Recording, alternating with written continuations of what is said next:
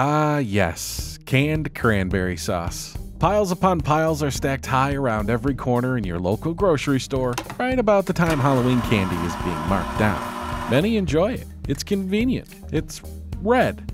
And it's convenient. But when it comes to Thanksgiving, you can do so much better. These are fresh cranberries, and I'm going to show you how to prepare them. This is Cooking with Chris. With a saucepan on high, you want to start with a half cup of sugar, and that's for a tart but slightly sweet sauce. To that, add a cup of liquid. I'm using fresh orange juice, but you could use cranberry juice, pomegranate juice, even water would work.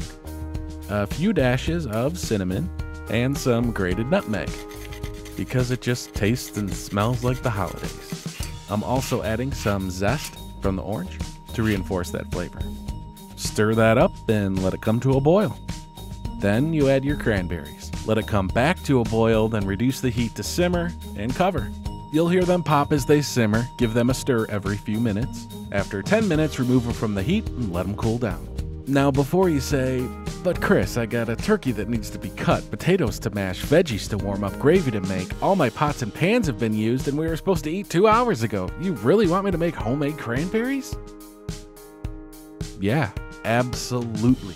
Make them the night before, or even 3 days before, and stick them in the fridge. It'll be worth it.